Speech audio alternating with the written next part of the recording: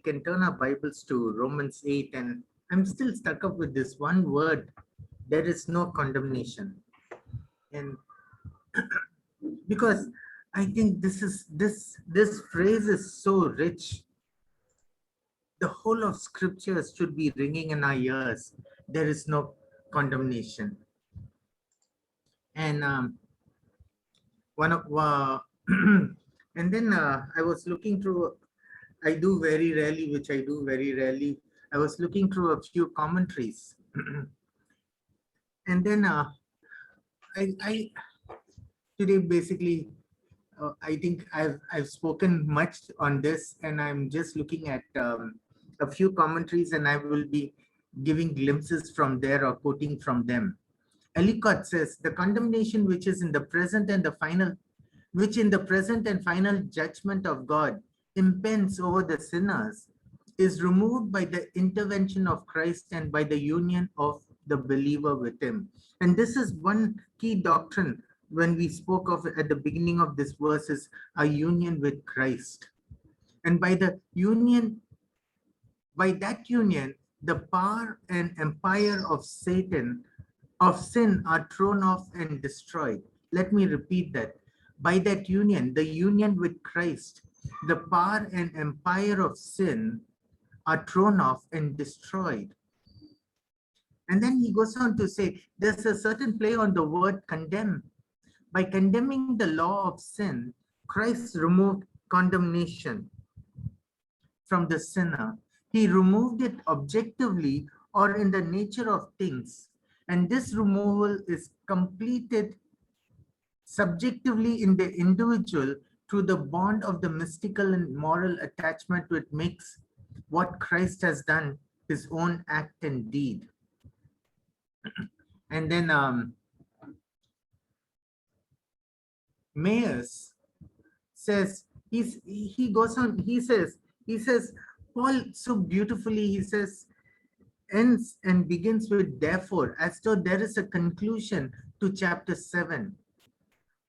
If we can just look at the chapter 1 to 7, chapter 1, 2, and 3 makes the whole condemnation, the whole world being condemned. 4, 5, and 6, he talks about justification. And 7, he looks at man and says, this is your condition. And finally, when Paul says in Romans 7:25, it says, I thank God through Jesus Christ our Lord. So then with the mind, I myself serve the law of God. But with the flesh, the law of sin. So, and then those are the concluding statements of Paul, saying that you have been absolutely justified. And since you are justified, therefore, now there is no condemnation.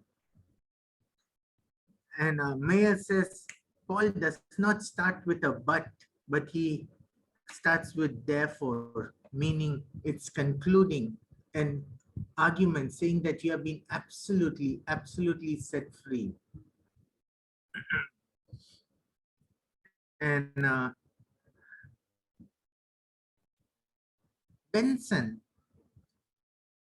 says, he says this, he says, when you say there is no condemnation, you are saying from God, either for things present, he now comes in opposition to the state of guilt and bondage described in the latter passage of the preceding chapter.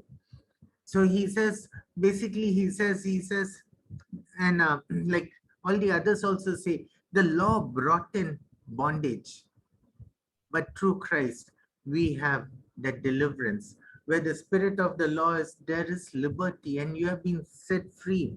Not free only for now, it's for all eternity. You are set free from being condemned before God on the day of judgment. Like the hymn writer puts, he says, "What when I come to the judgment seat, what do I bring with me? Nothing but the cross."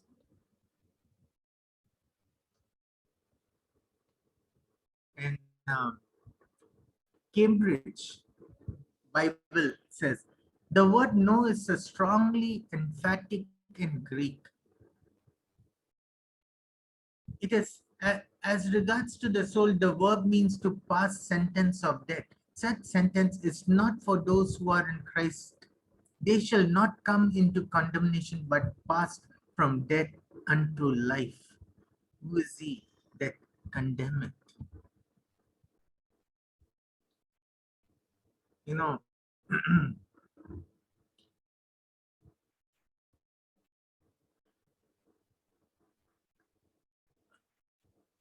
another commentator, he says, the chapter begins with the most comfortable account of the safety of believers in Christ.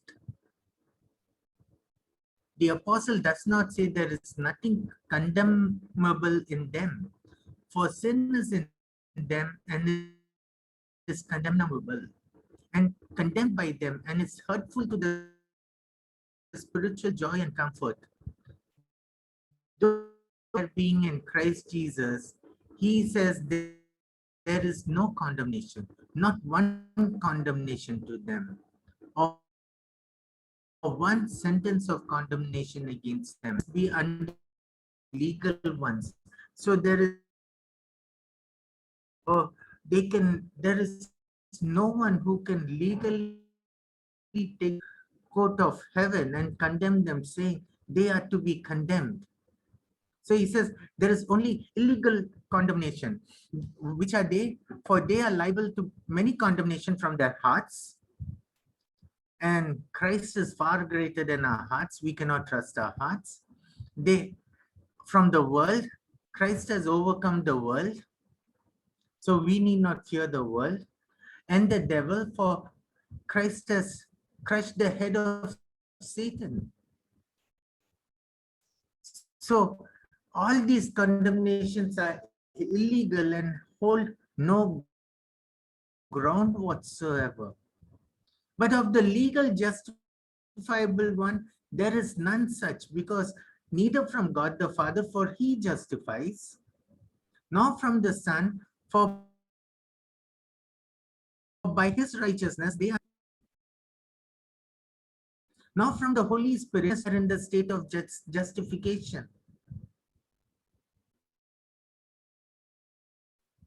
Respect to the numerous sins, original and actual.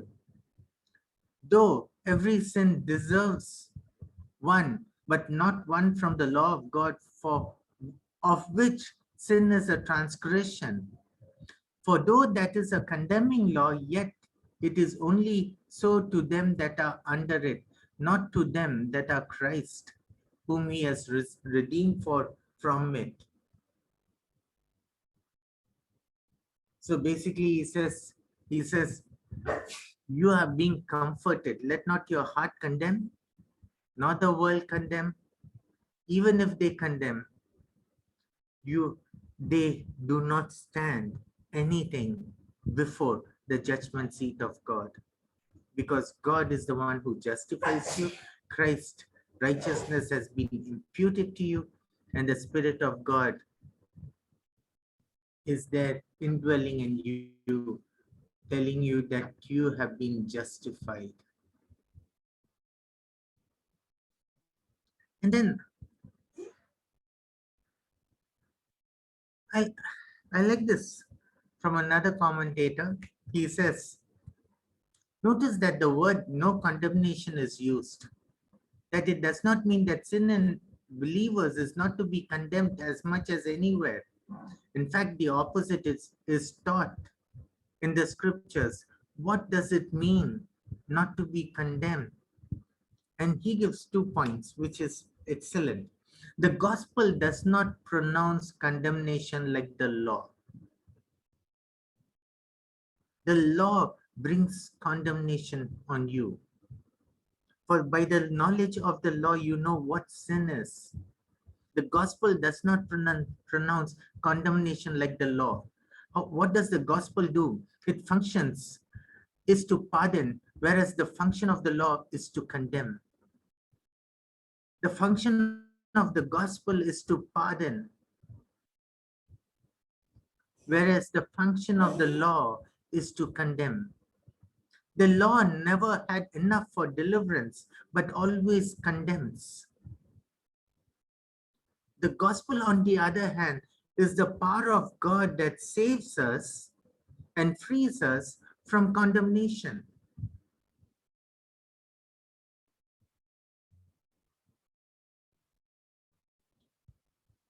Then he goes on to say, there is no final condemnation in the gospel for those who are in Christ.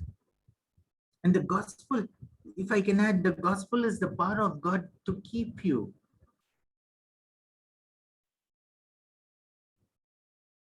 That's why the sheep constantly needs to be fed with the gospel. I like what Greg Elnquist said, feed your, preach the gospel at all times. And he goes on to say, the day I stopped preaching the gospel,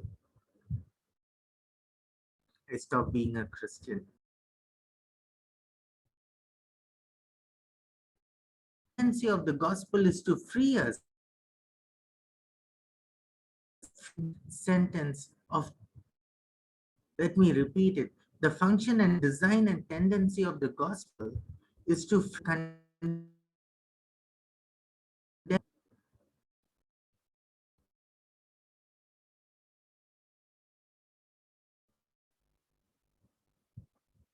And what does the Lord say? You are condemned. And so the question comes in Romans chapter 7, verse 24. Paul says, oh, wretched man that I am, who shall deliver me from this body of death? Because the law brings death and condemnation. He is also showing us there is always condemnation under the law, and there still would be if it wasn't for the gospel. The law cannot deliver anyone from sin, but deliverance is only through Jesus Christ alone. If we can go back to Romans 8:1.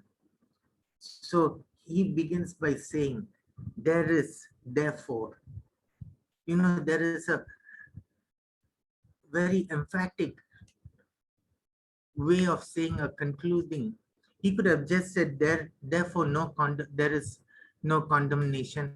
He is saying therefore, there is therefore now. Look at it very carefully. He says, now you have been justified. You have been justified. And if you are justified, there is no condemnation for you.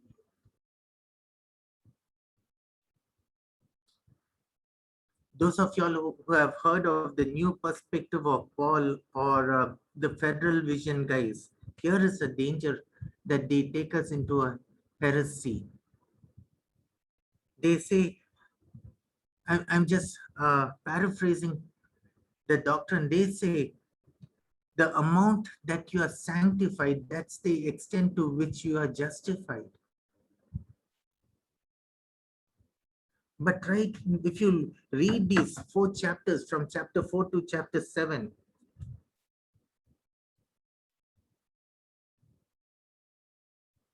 you see that you have been justified, hence no condemnation. Your justification is not dependent on your sanctification. Your justification is nowhere dependent on your sanctification. Let me jump to chapter 8, verse 30. Moreover, whom he did predestinate, them he also called. Whom he called, them also he justified. Whom he justified, them also he sanctified, and then he glorified. Is that what it says? He says, whom he justified, them also he glorified. Because we talk of justification, if you are thinking of a synergistic view of justification, you are condemned. On the other hand, When you are justified, the Spirit of God works in you, like in Philippians chapter 2, verse 12. Therefore, wherefore, my beloved, as you have always obeyed, not as much in my presence now only, but now much more in my absence. He says, work out your own salvation with fear and trembling. How do you do that? Isn't it? For it is God who worketh in you both to will and to do of his good pleasure. Isn't it God who is doing that for us? I'm just repeating what I said last week from Titus. Titus chapter 3, verse 5. He says, not by works of righteousness which we have done, but according to his mercy, he saved us. According to his mercy. Ephesians chapter 2, he says, with great mercy, he has saved us. By the washing of regeneration and renewing of the Holy Spirit.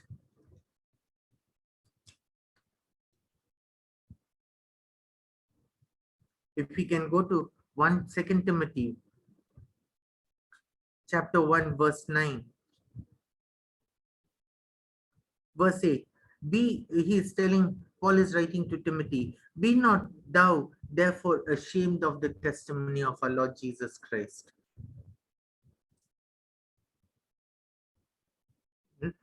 And then, because for people, Christ, oh, he died a criminal's death. Do not be ashamed of him. Oh, he could not save himself. He says, do not be ashamed of him, nor of me, his prisoner, but be partakers of the afflictions of the gospel according to the power of God. When you are preaching the gospel and the truth, you will be mocked and you will be persecuted. But then verse 9 is what I'm looking at and focusing. Who has saved us and called us with a holy calling, not according to our works. Not according to our works, but according to his own purpose and grace, which was given us in Christ Jesus before the world began. But according to his own purpose, God has chosen us before the foundation of the world that we should be holy and blameless. And to make us holy and blameless, he sent his beloved Son to be my representative and to live an obedient life and then go to the cross. And he rose again. The resurrection proves that his obedience and his work has been accepted by the Father, and that he has overcome death, grave, and he has paid the wages of sin and satisfied the wrath of God fully to set us free. And then he says, according to his own purpose and grace, you have been saved by grace through faith, which is the gift of God, which was given to us in Christ Jesus when before the world began.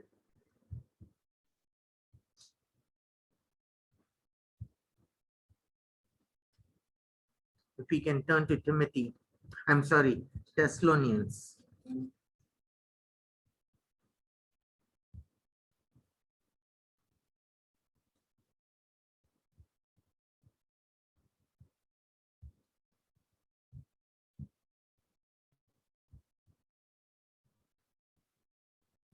And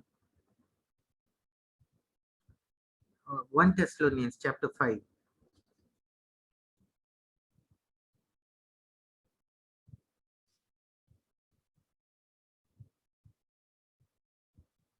He says,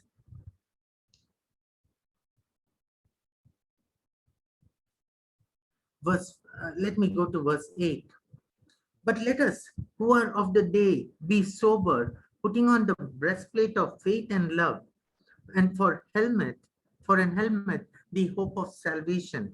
And we saw a bit of this morning on Ephesians 6. And then he goes on to say, for God has not appointed us to wrath. And the key word there is us. Who are the us? Not the whole world, but the elect. That the elect are the only ones who can put on the breastplate of faith and love, because it has been given to them. The elect are the only ones who can put on an helmet and have the hope of salvation, because the elect is completely dependent on the work of Christ, on the person of Christ. The elect does not look at himself, but he looks at Christ alone.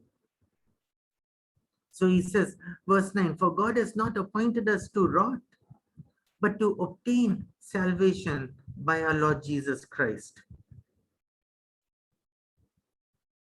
Verse 10, who died for us, that whether we wake or sleep, we should live together with him. Whether you are alive or you are dead, you are with him. So he says, therefore, comfort yourself together and edify one another, even as also you do. That's why Romans 8 verse 1 is such a transition and brings in such comfort. And the conclusion of the doctrine of justification is that the elect is comforted. That is why the gospel is called the good news. That's why Martin Luther says the door of the church hangs on this one doctrine. The hinge of the door is nothing but the doctrine of justification. Either it opens or shuts. Of what importance is doctrine of justification for us? It's the doctrine of the greatest comfort that the elect has with him. He can say, because I'm justified, I will be glorified. Because I'm justified means I am united with Christ.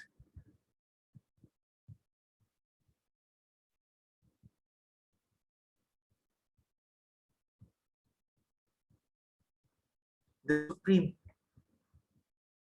justice of the highest court, God himself says, I do not condemn you, because my son has paid it all. Which earthly judge will allow his son to pay for a criminal who's been condemned? None.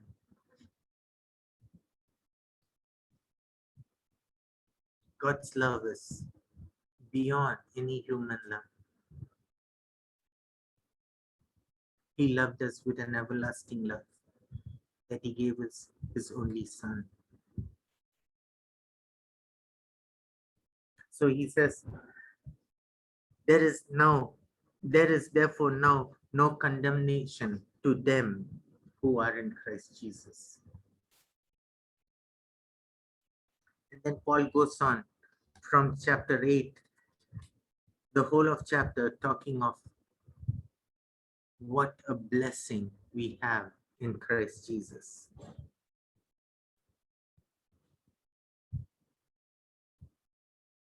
He says, because you are justified, you enjoy all these blessings. And the first one is no condemnation.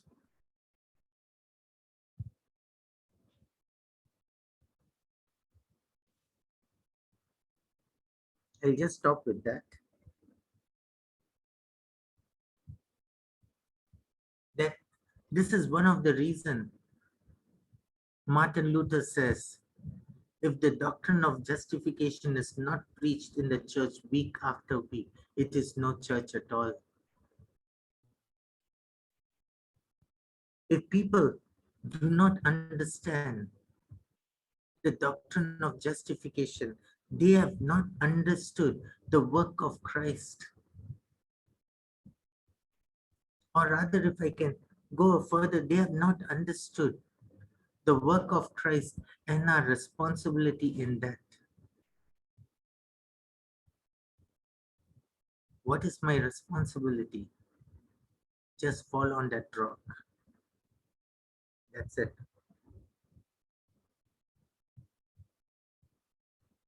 Romans chapter 4, chapter 3 rather. He says in verse 28,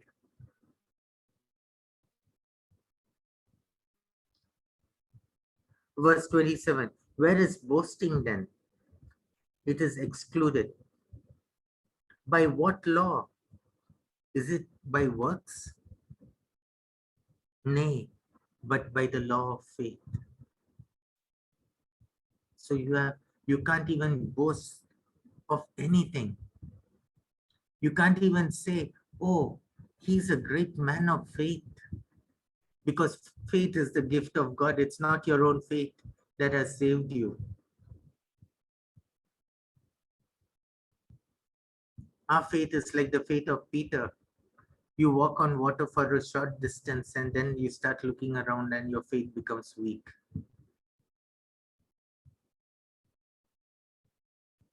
That's why God has to give us the faith of Christ as gift. And it is God's own, Christ, very faith on God was so perfect that God gives it to us as gift. And that is the law of faith, he says. Therefore, we conclude that a man is justified by faith apart from the deeds of the law.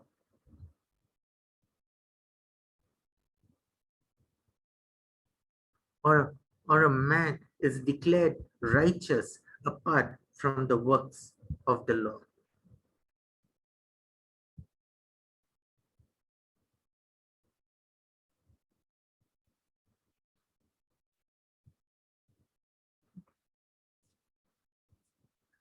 John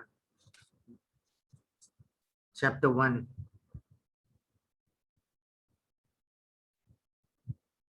verse 16. He says, he's talking of Christ, and of his fullness have all we received grace for grace. And he's contrasting it from Moses. For the law was given by Moses, but grace and truth came by Jesus Christ.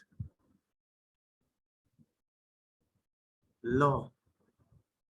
Moses could not enter the promised land. Moses has to die. The law has to die.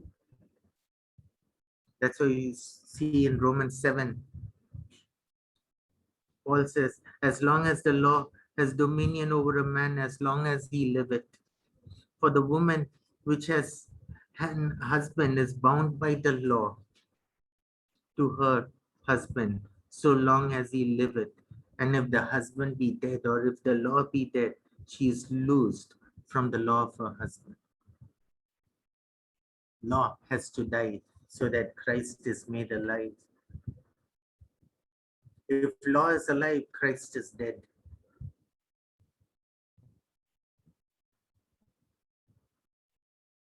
But praise God, Christ is alive and law is dead. That's why there's no condemnation.